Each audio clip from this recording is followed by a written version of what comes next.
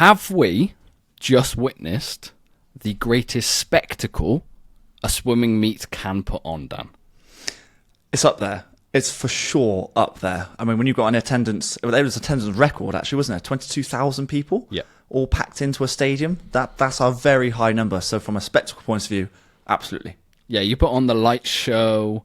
You put on, well, some superstars in the crowd.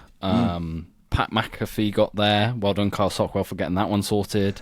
There was Caitlin Clark, who's probably even bigger a superstar in the women's NBA. As a spectacle, US trials did not disappoint. In the pool, we'll go through it. I think there were some swims that, wow, but a little bit like Aussie trials again. I'm sitting here as a Brit, and I don't entirely think gold medal chances got worse for us. It didn't. Actually, not from the American side of things anyway. Obviously, we've just had the European champs, and Pofic has just done what he's done, so that kind of hinders our sort of 200 free sort of hopes, I think. But from an American point of view, I'm going to agree with you. Very similar to Aussies. There were some outstanding swims, obviously 2 world records, which we'll go into, and then some races which, underwhelmed slightly. But we'll go through it. Yeah, absolutely. So this is going to be the final Olympic trials review from the Propulsion Swimming Podcast. So sit back, enjoy. We will take you through the highlights day by day, the swims that you need to have talked about, discussed, know by this point. We'll talk about British consequences as well, here and there where it's applicable, because we are predominantly a British swimming podcast. But, Dan, before we get into all of this, I do want to talk about the spectacle of what this meet was and what it means for swimming, especially going forwards following the announcement of LA 2028. And boy, did they time that announcement perfectly. They did, didn't they? Now, you're an American sports fan, and I haven't got a clue where this stadium is or who owns it or whatever, but it seems to me like it's a big deal. So you'll have to talk us through it. It is a big deal. So the US trials have just been held at the Lucas Oil Stadium in Indianapolis, which is the Colts NFL team. Right. It's their stadium. It was split in half, and like you just said, the attendance records there were phenomenal. Now, LA SoFi Stadium is a brand new stadium that has been built in LA for the LA Rams and the LA Chargers. So 2 NFL teams share that. They do a lot of concerts there as well. They do a lot of other events, not just those 2 teams. It is one of the best stadiums in the world. And they are sticking the swimming there at the next Olympics in LA, which I think is a fantastic decision when you see the spectacle that was put on in Indianapolis. Did I or did I not see that usually swimming at the Olympics is in the first week? Are they now changing that for LA as well? So the second week, which means the swimmers can go to that opening ceremony. For a change, yes. Especially if you're racing on the first day, it's usually got no chance. I know. So that's I think that's very good news for the swimmers. They've got an extra sort of day to do almost what they like. But I wonder if that pushes any trials later on in the year. Maybe, I don't know. It's only a week difference, isn't it? So I don't know how much difference that's going to make. But in terms of, when you finish your racing and then you've got a week of very much celebrating, that's very different for the swimmers now. You can't really celebrate and then go into your Olympic Games, can you? So it's kind of roles reversed. So yeah, be good to see how that turns out. Yeah, so on top of like the spectacle side and the sheer volume of people they packed into that arena, I do want to talk about USA Swimming's lean into like openness and creators, if that makes sense. Yes. Because it just felt like the most social media wise accessible meet I've ever seen on social media. Yes, there were broadcasting rights. So if you were a creator there, like Sunny Trigg, Swimsuit Guide, Kyle Sockwell, you can't film the swimming. You can't create shorts like we do when we go to meets because there's exclusivity, and like we were amazingly lucky to be able to film at British Champs because there was a broadcasting deal in place for that, but luckily we were allowed to.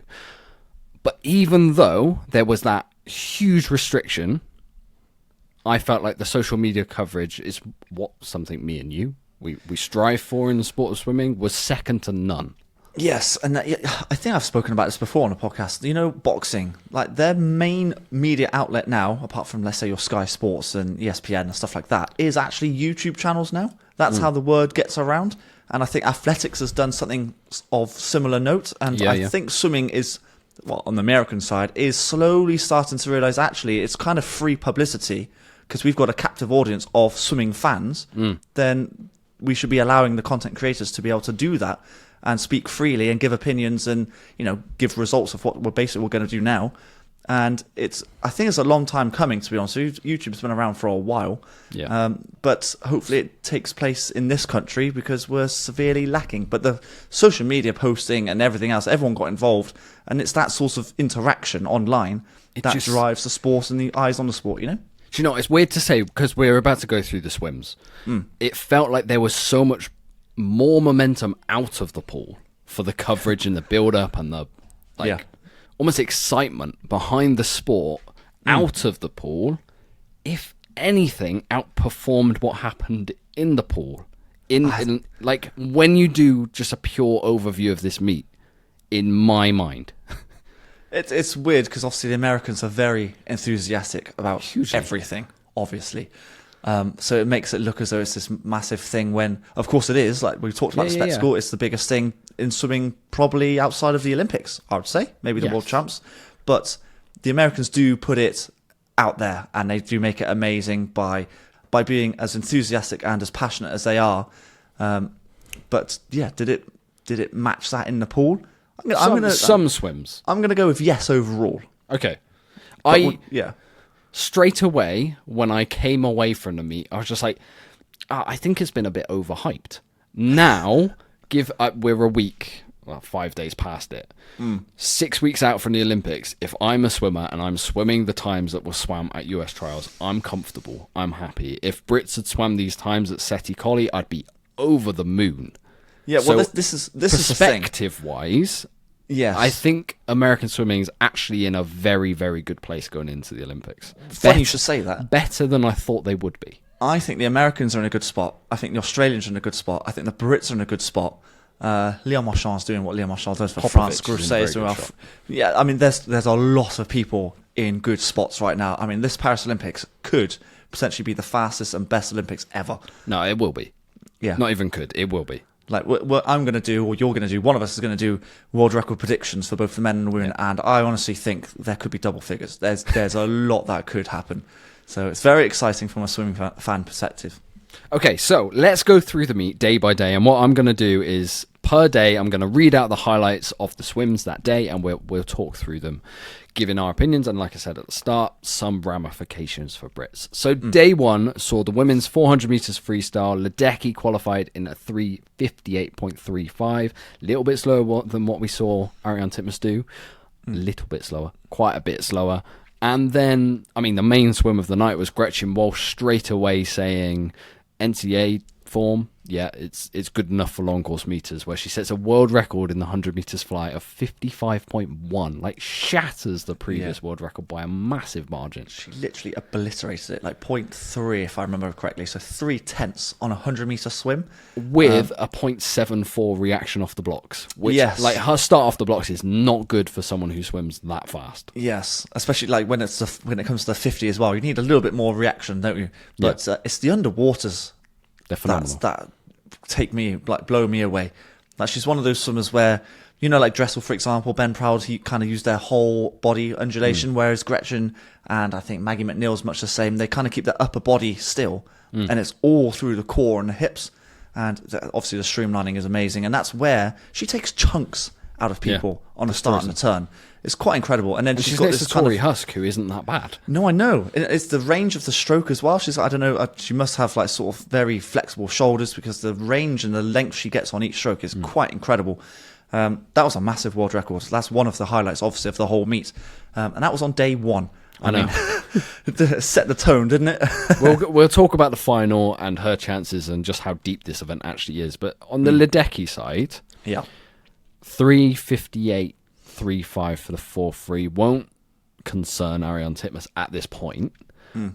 But Ledecky is one of the very few swimmers heading into US trials where you're comfortable, really, that she can kind of train through. She doesn't need to be fully rested, fully gun-ho at this meet. So I'm not reading too much into the 3 or just a little bit less 3-second gap between the two just now. But I do think Titmus is bang on favourite for that event. Yeah, I honestly think if Titmus didn't do what she did and then Ledecky's just done that, I think that's actually a very solid time, if I'm honest with you. Yeah. If Summer McIntosh has just done a 3:59, I know that's going back a couple of weeks or months now. And I know she wasn't happy with that time. But I think a 3:58, 3:57 high is actually where you want to be. Yeah. Six weeks out from the Olympics. It's just that Titmus did what she did, and that's what you're kind of comparing it with. So I would be happy with that swim, and I'm going to go with the same lines of you, where I don't think she was fully tapered, maybe even tapered at all. There must have been like a drop taper potentially, just to get like over the line. But there wasn't really anyone to race against. Again, like Titmus and the 4-3 at the Aussie trials, no one really to race against. She's like 5 seconds clear of everyone else, so it's difficult. But when you put them all in the same race, well, who knows what can happen. Day 2 then, highlights were the men's 100 breaststroke, Nick Fink qualifying as expected. His time maybe a little bit slower, 59.08. Yeah. Men's 400 metres IM, Carson Foster with the fastest time this season with a 4:07.64. Chase Callis getting the second place there, qualifying again. He's a bit of a stalwart of the US team now. And then the women's 100 fly final, which we've just talked about, the world record from Gretchen Walsh. She does back up the semi-final swim to get on the team with Tori Huskin. What was, to me, it showed just how fast USA swimming is in the 100 fly. They're second ahead of the rest of the world, really. Oh, they're so far ahead. ahead. Shostrom's not swimming it. Yeah, I mean, those top 3 girls, so you're talking Gretchen Walsh, Tori Huskin, Reagan Smith, they're the top 3 fastest in the world this year by a distance, actually. And I'm trying to remember what Sostrom's record was. What was the world record? 55.1? So Sostrom went 55.4, and all 3 of them are within 0.2 of that. Yeah, it was a fast final. It's ridiculous. The quality of that final was stupidly high, and you have to feel for Reagan Smith, I suppose, that she doesn't actually get to swim that individual. But I think she did well enough later on in the meet. We'll get to that. Well, of course. Yeah, of course. But to go 55.6 and not make the team, that's, I know. That's tough. That is tough. Shall we talk Carson Foster then? Is there any chance he gets near Leon Machard? Because 4:07 firmly puts him in that silver medal. He's almost in no man's land in that silver medal position. Yeah, so based on the world's time, he went 4:06, didn't he? Marchand went in 4:02, and then everyone else is sort of 4:09, 4:10. So he is very much 2 or 3 seconds either side of the medal. But as of right now, Foster is the fastest in the world, 3 seconds ahead of Marchand, if I remember correctly. Yeah. Which Although Marchand make of that what you will. But I think Marchand's in a similar position to Ledecky, where he doesn't have to taper like at all. Actually, I don't even think he tapered at all, if I'm honest with you. No. He went 4:10, didn't he? And it looked hard, but he's still going 4:10, which is where most of the other swimmers at their best are. So yeah, he's still a heavy favourite. But Foster, I think, not guaranteed, but he's got a very strong chance of silver. It's Chase Callis, I think, who's now put his name in a hat for that potential bronze. Yeah, that bronze medal fight is really on now. I know we, as Brits, have Max Litchfield, who has gone a 4:09.1. Yeah. The competition around him, like you said, Chase Callis, Alberto Rossetti, Lewis Kleber is actually the faster one of all of those names. It's a real dogfight, and Max's medal hopes in this one maybe got harder, but I mean, he looked really good at trials, so I wouldn't put getting over that 4th pace hurdle past him, really. I think he's in the same boat as what he has been for the last 2 Olympics. He's in that pack, and he's just, unfortunately, came 4th both Olympics, and he could very easily finish bronze, or he could very easily finish 6th. It's kind of close like that. Shall we talk men's 100 breaststroke then? Because on day 2, Nick Fink's 59.0, for me, poses questions of if the US medley relay's gonna be fast enough to challenge China. With that swim on the breaststroke leg, the answer's no. On the mixed medley as well as the men's, I think. Yes, agreed. Yes, that is. I was trying to big him up before because I honestly thought he could go like a low 58. If he went a low 58, then it would have been like golden. But that 59.0, it's not quite cutting the mustard. That. The only thing I would say, a little bit like the British 100 fly at our trials, that was a weird final. Everyone swam pretty slow. Like Michael Andrew didn't even break a minute. Yeah, it was a weird final where maybe the tension of first final at an Olympic trials for some of these guys really got the better of them. Maybe it's now a case like 6 weeks time Olympics that the pressure's off. He can relax a little bit, and the 58, but he's going to have to go 58 low to get on a podium because people are swimming fast in the 100 breaststroke these days. Yeah. I mean, I don't know if we're going to get onto it because it's not really a highlight, but Fink finished 6th in the 200 breaststroke, which, I thought he was going to be like a top 3 sort of swimmer in the 200, trying to fight for that second spot. But is it disappointing? I suppose I just expected more. And it does raise questions on the relay. Yeah, we said it on our Aussie Trials review. At no point did I think Australia would be going in with a faster breaststroke leg than America. I didn't really think about that. Yeah, that's true. Yeah, wow. It's weird. And I, at this point, would comfortably say that Nick Fink isn't going to be challenging the top 2 of PT and Ching. I don't think so now. He's in the bracket now of the Martinengi's, Kamingas. Yeah. It's a real dogfight to make that bronze, and that time won't get you bronze at the Olympics. I don't think it will. No. You've got to go 58 point at least, even maybe a high 57 now. He has gone a 58.5 this season. Yeah, I think he'd be disappointed in that, honestly. I mean, in a weird way, kind of lucky that he won and he's qualified, I guess. Yeah. Just because other people also didn't perform at the same time. But it could have been a pressure thing relating back to the men's 100 fly at British trials. It's a lot of permutations with it, obviously with the medley relay as well. So you've got to get your calculators. You've got to get your calculators out now for that video that you're recording, because it just doesn't get easier for you. No the permutations. Okay, then day 3 of US trials, and with the highlights of the day were the women's 400 meters IM, where Katie Grimes swam a 4:35.0. Emma Wyatt coming in second in a 4:35.5. 200 meters freestyle for the women, Katie Ledecky a 1:55.2. Again, like kind of the same as the 4:3 that we spoke about earlier. Could have been faster. Yep. I think the more talking point on that's the rest of the field, but we'll get to that. Men's 100 backstroke, Ryan Murphy, Hunter Armstrong, again, the stalwarts now of American backstroke in what is an extremely competitive race, both qualifying. Women's 100 breaststroke, Lily King wins in a 1:05.43. Lydia Jacobi, the reigning Olympic champion, misses. Is out, yeah. Dan, I think that's a really good place to start, because I thought, again, like the guys' side, the 100 breaststroke would be faster. Honestly, I'm shocked that Jacobi didn't, first of all, make the team. I think that's a huge shock. And the fact that she went 66.3, that's not that good for her. Didn't she win the Olympics? Like 65? Was it 104? Oh, I mean, she'd be disappointed. Although, like, doing interviews afterwards, she didn't seem as though she would... Maybe she didn't seem disappointed, but I'm sure she will be when it kind of sinks in. The impression I got more was that she wasn't going to be defined by swimming anymore. I think that was the struggle that she had coming out of the Olympics. She got into... I get that. This is my identity. Whereas actually it's something she does rather than something she is. I mean, I get that. That was a direct quote. Yeah, I get that, but it's a shock either way. Yeah. But Lily King does what Lily King does. I mean, she performs on the... She's a big stage swimmer, as is Ryan Murphy, which we'll get onto in a minute. But they are big-time swimmers, and they have been part of this American team for what seems like forever. I think we've now got a broader picture of the lay of the land of the women's 100 breaststroke. Going into the Olympics, there's a Chinese swimmer, Tang, who's way out in front in the world rankings in a 104.39 that she swam in April. Behind her, it's 105.4s all over the place, of which Angharad Evans, after her swim at the AP International and her British record, goes in as 5th seed at the Olympics. Now, there might be people asking if she's swimming the individual because she didn't qualify. She's swimming the individual. Yes. There is no way they don't let her swim that individual, because I think she's right there on the cusp of the podium.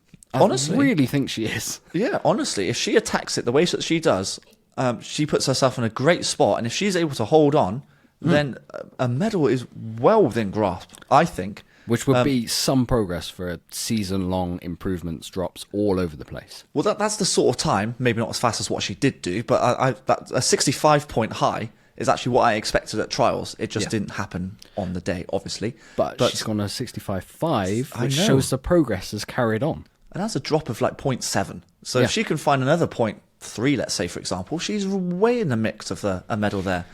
Very exciting times from a British point of view.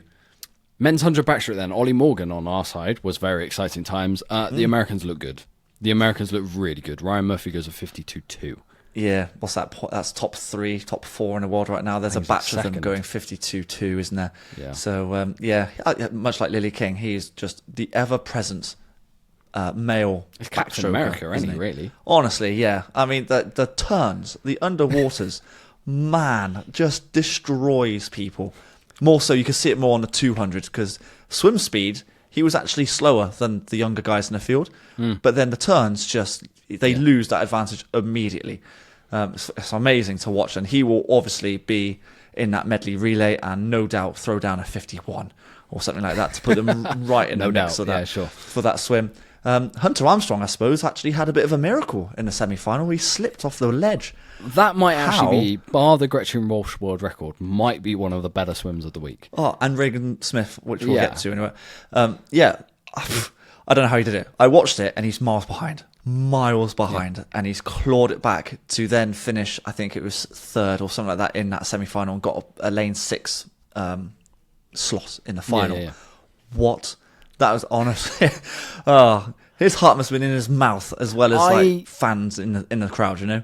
I was going to say this. I wonder if because his final swim of 52.7, it's right up there. I think it's top 5 in the world. I wonder if there's so much more to come because of the emotional toll that slip would have taken. Energy-wise, from a swim point of view, I don't think having to really go flat out in the semi-final is going to take too much out of him. But emotional energy, I think he would have been bricking it. Yeah, I mean, in a weird kind of way, he was relatively lucky as well, because it was Aikens that was 200ths behind him, so he's got to thank his long arms to get that fingertip touch at the end. And that, I agree, maybe it's the emotional sort of state that he had to go through to get onto that team, because then when he was on that team, the 100 free that he did was pretty impressive. So that's one of the highlights for me, that slip, because that was insane. So we talk about the 2 women's events then to start day 3, because Ledecky in the 200, the 155 doesn't concern me. What does concern me is the strength of that women's 4x2 relay isn't getting anywhere near Australia. It is not. That is weird for me to say that they're just not there. No. And then Katie Grimes and Emma Wyatt, I kind of expected faster, but again, 6 weeks out for the Olympics, if you're swimming a 4:35 flat, you're happy. Well, yeah, that's exactly my thinking. Again, ignore what Summer McIntosh has done, because she's in a different stratosphere. But if you're happy, if you swim a time of 4:35 dead, and you're 6 weeks out, you're pretty happy with that. Especially if you are looking to go 2, maybe 3 seconds quicker, something along those lines. I think Katie Grimes can go a 4:32. Yeah, exactly. Yeah, and that time is then good enough for a podium. So I think that time, she'll be happy with that time. And then Emma Wyatt, I suppose, actually, I thought Grimes would beat her more, But I suppose she is an Olympic medalist, so of course she was going to challenge her. British point of view, Freya Colbert, has her chances of a medal slimmed, stayed the same, or got greater? I think it stayed the same. Really? Yeah. I think it's slimmed slightly. Because really? 6 weeks out going that sort of time is nice. That's a good swim. I mean, Freya's gone 4:34.1. She has. I agree. So I think a 4:32 high is on the cards, which then that's right in the podium mix. That's a punchy prediction this close to the Olympics. I quite like it. I might hold you to that. That's a punchy call. Yeah. I agree. If she goes a 4:32 high, she's right there. Right there. Yeah. Wow. Yeah. Okay, then day 4, and this was a little bit of a quieter night after what were some fireworks for the starting few days, albeit with a world record in the middle of it. Regan Smith's 100 back, 57.13. We said in the Aussie trials there was a chance that Regan Smith broke the world record because she looked fast. We recorded, I think, the morning of these swims, essentially, if you're thinking American time. Yeah. She did break the world record. Do you pick her over Kaylee McEwen in the 100 back, Dan? Well, maybe we should talk about, because this was my bold prediction, that she would be in and around the world record and potentially definitely go faster than Kaylee. I got one right. I'm honestly quite happy about that. Relating to your question here, does she have a chance of winning the gold? I think I did this at the Worlds. I literally will flip a coin. I have absolutely no idea. I'm happy picking any one of the girls. I mean, Regan just went 2/10 quicker than the world record before, which actually is quite a bit of a chunk, to be fair. It is. I don't know who to pick. I don't know what to say to you. I'm going to flip a coin when we do the predictions. Okay. As I did a couple of years ago. But that world record is massive, and she really did take it out. Do you think there's a chance both of them go sub 57 in Paris? Yes. I think there's a chance. There's definitely a chance. That is so fast. I mean, they're so far ahead of the rest of the field. I know Burkhoff actually went a sub 58, which is actually really good going for her. But if they both go sub 57, then they're a second clear, which looks massive on a 100-metre swim, doesn't it? Yeah. I think there's every chance of that happening. I know who I'm picking, but I will save that to our Olympic preview podcast. I'm not flipping a coin. Let's put it that way. Day 5 then. This was the biggest day of the meet, Dan? It was full of highlights, let's say. Full of highlights. Put it that way. Yeah, so we've got plenty to go through here, including Pat McAfee on poolside, which was an interesting experience, I'm sure, for many there. He is... I don't know who... Like, for Brits listening who don't know who Pat McAfee is, I would compare him... Oh, God. To a hyperactive Gary Lineker. Whoa. That level of, like, everyone knows that face in America. He is a presenter. He runs his own show over there. Got a lot more energy than Gary Lineker. And I'd say slightly more controversial in his takes. But he... It's a personality that swimming needs someone to get behind. Can you imagine if, like, Gary Lineker came and did some stuff at the swimming and then talked about it on his podcast? Oh, yeah, no, that wouldn't obviously happen. But Lineker's not too opinionated, is he? To be fair, he's getting there now on his podcast. He throws it over to like Alan Shearer and Micah Richards. When he's on BBC, you haven't listened to his stuff off BBC, clearly. Oh no, I haven't. No, I haven't got a clue. I'm just basing it on like Match of the Day, for example. Yeah, That's who I'd compare him to, which is why it was important that he was there. It is a big deal. It's the opinions that matter, I think, which then gets the enthusiasm going and the predictions flying. Where that's what happens. That's what you need to build up the Olympics, effectively, because it's the biggest thing that swimming has to offer, obviously. So it's obviously good that he was on poolside, Okay, let's go through all of the swims, because we'll get back to these, because there's so many highlights. So women's 100 metres freestyle, Kate Douglas secures gold, kind of expected from our side. By the margin that she won it on, maybe not. Yeah. Men's 2 fly, Thomas Haleman's wins and becomes the youngest Team USA swimmer to qualify since Phelps in 2000. That's a big deal. In Phelps' event, the 2 fly. Women's 1500, Ledecky put on a show to win by 20 seconds. Men's 200 breaststroke, Matt Fallon. We probably need to talk about this quite a bit. 206.5, which is fast. It's an American record. American record. Obviously fast, absolutely. Yeah. Men's 100 metres freestyle, the best event of the week. In terms of spectacle and depth. drama and depth and all that sort of stuff, yes, I agree. Okay. Start with the women's times, 100 I don't know, maybe. We'll get to it anyway. But yes. Start with the women's 100 free. Okay, yes. I think Douglas was always going to win this race, but I wasn't expecting her to win by the best part of half a second. That's actually quite a big margin. And I thought Gretchen Walsh would be faster based on her 100 fly. I agree with you, yes. And I don't know what they did. I can't remember off the top of my head what they did in the heats and the semis, but most of these swimmers do get quicker through the rounds. Yeah. But if you take a look at the top 4 times, 52.5, 52.9, 53.1, 53.2, is that a good enough relay to then challenge the Australians? This is a tough question, because I think the Australians are capable of better than their trials. I think that race over there was fairly flat. It's just a pressure cooker, based on isn't them. it? Exactly. Yeah. And I think these Americans can swim faster. So I don't know. It's a simple answer. I wouldn't say straight off Australia have this. Not like I would have months ago. No, Australia favourites. Let's not beat around the bush here. They're definitely favourites, but they're not as big a favourites as what I thought they would be. I was expecting, for some reason, well, not really for some reason, because that's what I was expecting. I thought the top 2 Aussies would have gone sub 52, which is then a completely different talking point, and then the Australians are heavy favourites. Yeah, they didn't get near that, though. But they didn't quite. I mean, Molly O'Callaghan was 52.2, wasn't she? Something along those lines. I mean, when you talk those top 2 and the American top 2, there is a difference, because Meg Harris would have won this. Yes, true. Yes.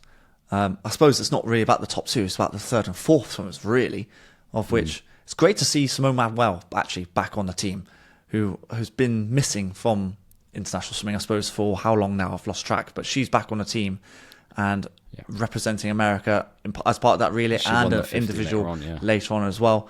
I agree. I think more was going to happen from Gretchen, especially after that fly. I kind of expected Husk to be there, maybe a bit closer to Douglas, if I'm honest. Yeah.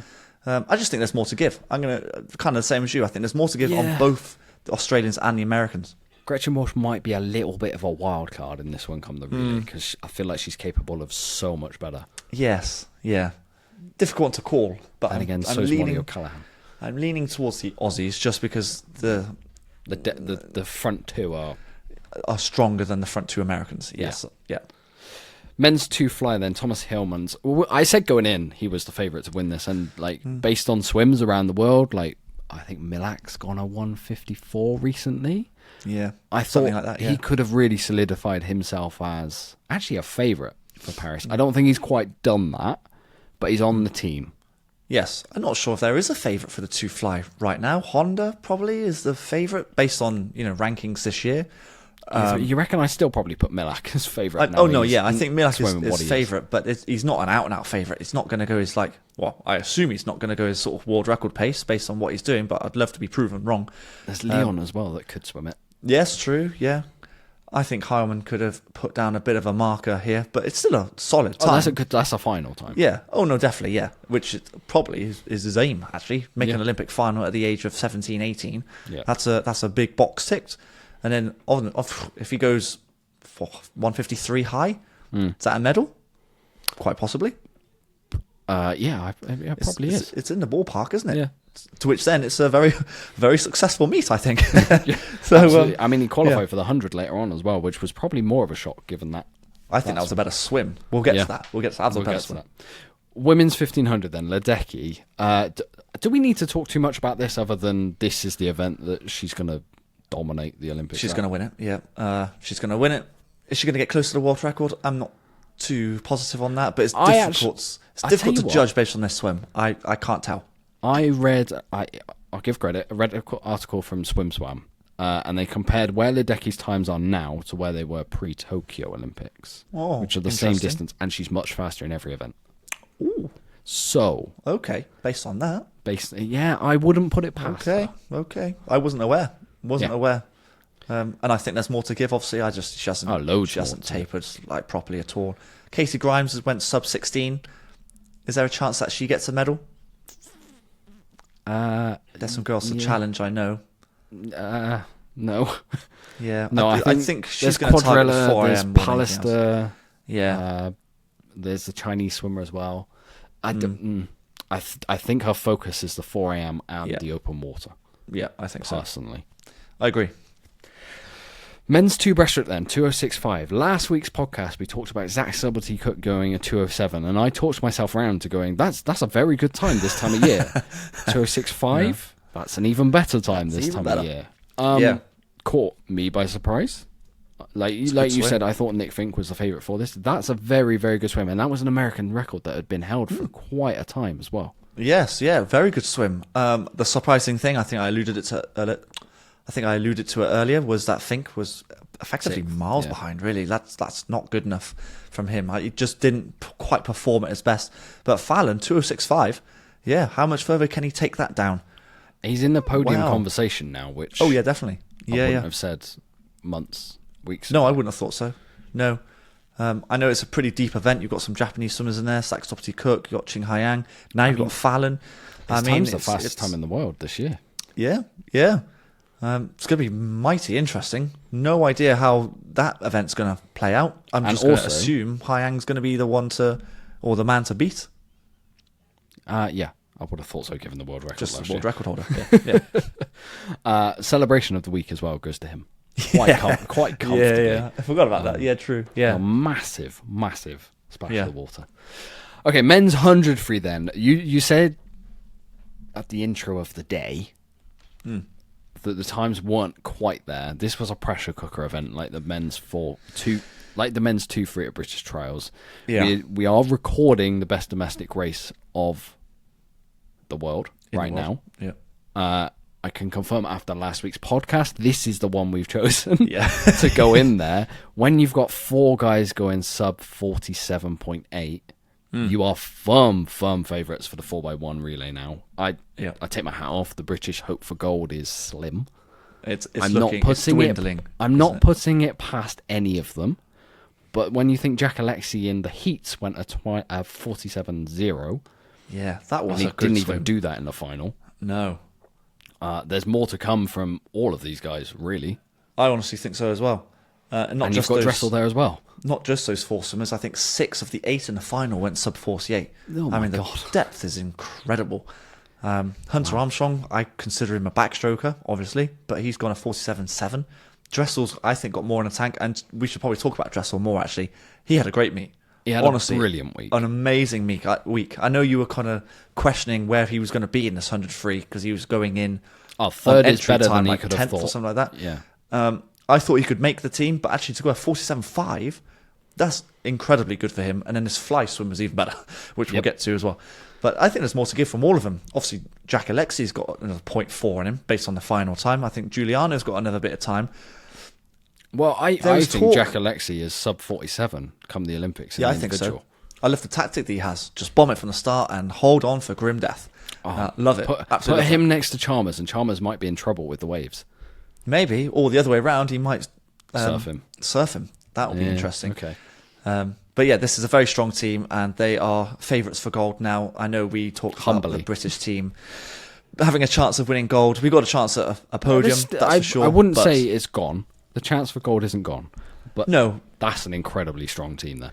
Day 6 then, it was a show of force in the 200 events. The men's 200 backstroke, Ryan Murphy goes a 1:54.33, fastest time in the world this year.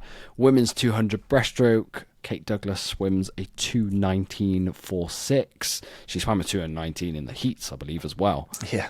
On the same day that she swam the 100 free final. She looks imperious in the 2 breaststroke. She does look good, doesn't she? She looks incredibly good.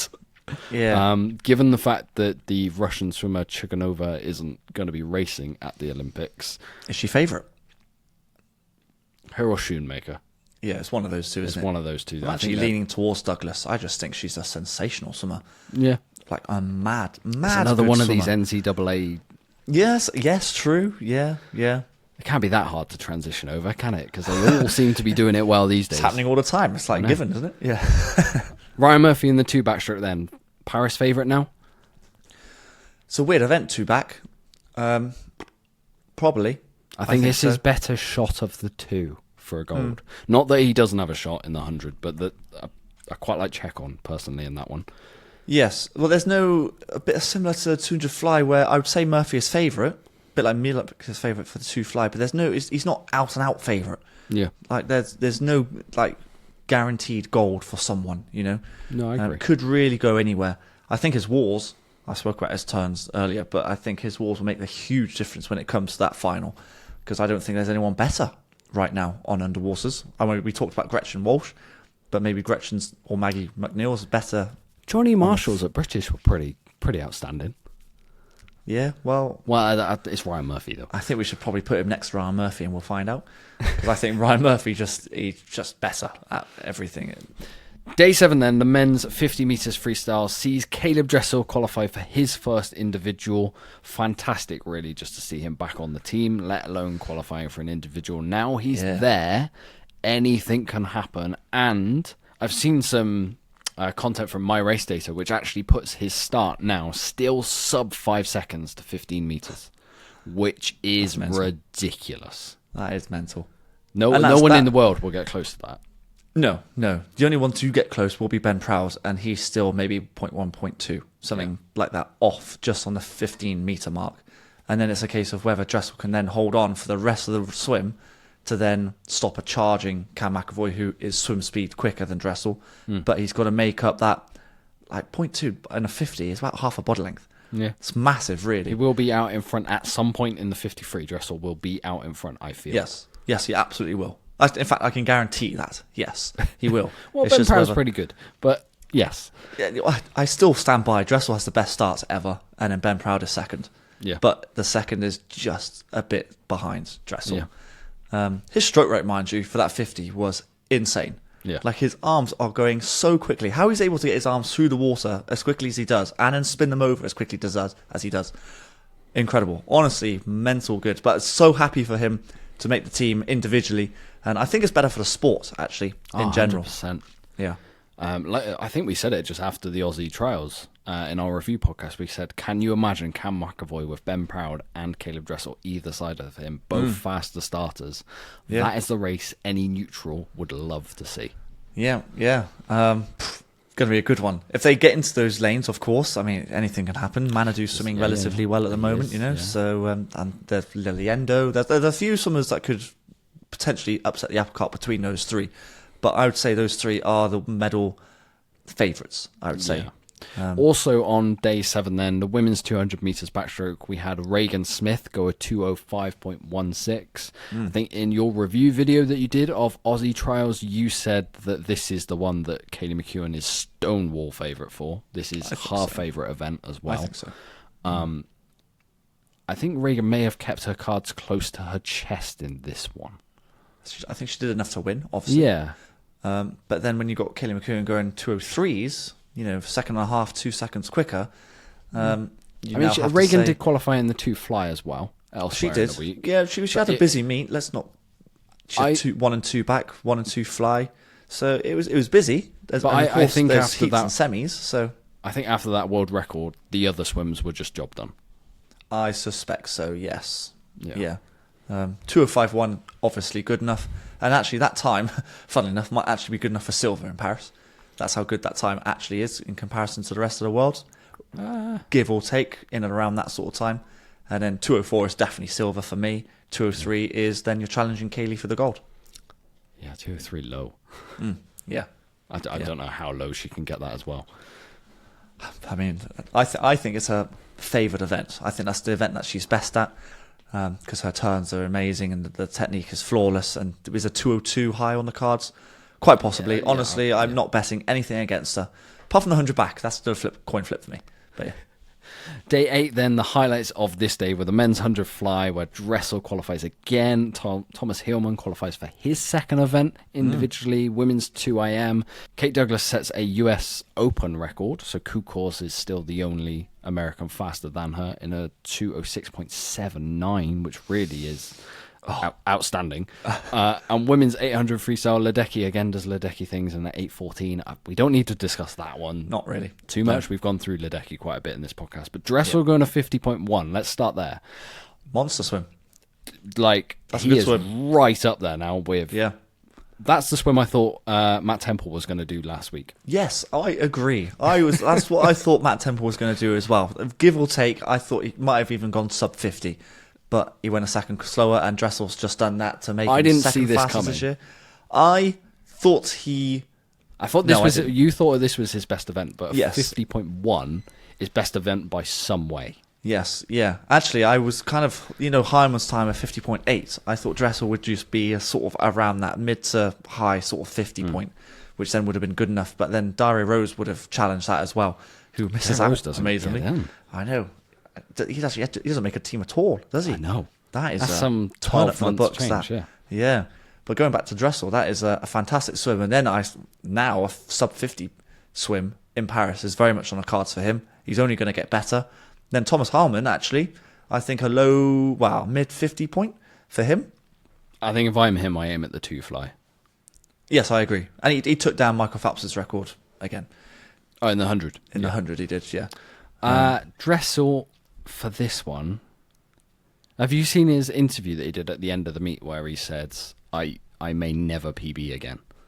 I haven't actually, but I did see that emotional. Quote. It was really emotional watching it back, and you're watching it, and it's like he's not quite accepted that, and it's like the first reality of where he is with his swimming. I wouldn't put it past him in the 100 fly. Yeah, well, let's give it a moment. If his start is performing as well as it is, and the fact that he's got a race around him. This isn't a case of him against Dressel. This isn't a case of him against Milak. This is a case of him against Milak, Grosset, Liendo, Ponti. Ponty. Ponty's outstanding right now. Crusade. Did you say Crusade? There's Crusade. lot of swimmers in Temple, this race. maybe. I think that you're going to have to make a video on this race because it is deep. A video that we have done is a women's 200 IM, and it's better. It's suddenly even bigger after Douglas has just gone sub 207. Oh man. Honestly, I've got no idea who's going to win this race. They're all doing the same times. You've got Douglas, Kaylee McEwen, and then Summer McIntosh. I think Summer's the weirdly unknown of the two. Because she swam so long ago and didn't have to swim relatively hard. And even then, that was a 207 low. I know. I mean, jeez. Actually, no, I take that back. She did have to swim quite fast because it was Sydney Pickram. Sydney Pickram was there. So, yeah. Ooh, okay. Yeah, there's a lot of names in this one. This is the race of the Olympics for me. For me, it is, yes. Yeah, I've been banging this drum for a while. This race is mega. I mean, even just American point of view, Alex Walsh goes to 207.8, which is incredible. Yeah. But not getting talked about in the slightest, because to get talked about, you need to go 207 flat and below. You've got to, yes, absolutely. Which is bonkers. I mean, we're barely talking about Sydney Pickram, who's gone quicker than that, 207 mid or something like that, mid to low, and she's not even in the picture. Like, the top three are the top three for a reason, and I keep going on about it, like, the world record is the world record. I don't know if anyone's going to break it, but these guys are getting closer and closer to the point where, are they going to break it? No. Stop it. It's one of these ones where people get the recency biased, like the 2-3 on the guy's side. You fell for that, didn't you? Yeah, I did. You did fall for that. Doesn't add up. Women's 2IM world record doesn't add up. I'm leaning towards it's getting closer, but I'm not sold on the fact that it's going to go. But the three of them are within touching distance, give or take. Even though that half second is still quite a big margin. Yeah. The 203, by the way, I know Poffic has just gone 1:43.1, but that world record is so far ahead. I could see him going mid 142 fight, like what mid 142 now. Potentially, but that's still half a second. 141. Yeah, you've got to go 141 to hit that world record. Nah. I know we've tangented a bit here, but the splits don't make sense. And I agree that the splits don't make sense much on this one, but there is more of a chance of these girls getting this world record than there is anyone else getting the 203 for the men. So, okay, final day then of the US trials. Talking point is Simone Manuel really making the team after her comeback. It's going to be an Olympic of comebacks. She's going to be the most under the radar one of all of them, which is weird. I think so. Yeah. Because her journey from, I think it was overtraining syndrome. Overtraining. Is incredible to get back to going at 24.1. Gretchen Walsh goes to 24.1 as well. Mm-hmm. I think you've got to go sub 24 to make the podium in Paris. Well, if you're putting Sarah Sjöström as a potential world record swim. Yeah, I said this to you at the start of the day. Yeah, you said this earlier. I think she's got every chance of doing that. And then you've got Shayna Jack. You've got... who's the other Aussie? Wassick. Oh, Wassick, of course. Who was the other Aussie? Now I can't Harris. remember. Was it Meg Harris? Yeah. Manuel, Gretchen Walsh. There's a few 50 swimmers that could potentially go sub 24. I think the podium has to be a sub 24, actually, thinking about it. Yeah. But these two girls are right there from that swim. That's exactly where you want to be as a sprinter. Yep, absolutely, I agree. Then we had Bobby Fink actually with the 1500. That actually, I'm looking at that. That's his best swim of the week. I wasn't actually going to talk about it, but I've now looked at a time, and the world record was what 14:31, I think, or 32, something like that. 15's his best swim of the week. That's actually a very good swim. That's kind of, for me, gone under the radar. 14:40 to be 8 seconds off the world record and be not the fastest, but one of the fastest in the world this year, isn't it? He should be happy with that. Yeah, that's a good swim. Okay, I'm going to round up this podcast by talking about a race we haven't talked about yet, because it wasn't a highlight in the masses that we could have gone through every single swim. We don't want to keep you here for hours upon hours like we do for the British events. The men's 4x2 relay. Britain look happier on these results? I think I said to you, I can't remember if we did that for the US preview, Yeah. that if you had two Americans go 144, then that makes you sit forward. Luke Hobson went 144, and that was then it. I can't remember who came second. Juliana came second with a 45 high. I don't think it really bothers the Brits that, if I'm honest with you. I think all four Brits have the potential and probably will go 44s. Yeah, Jimmy looked good at Seti Collie. Yeah.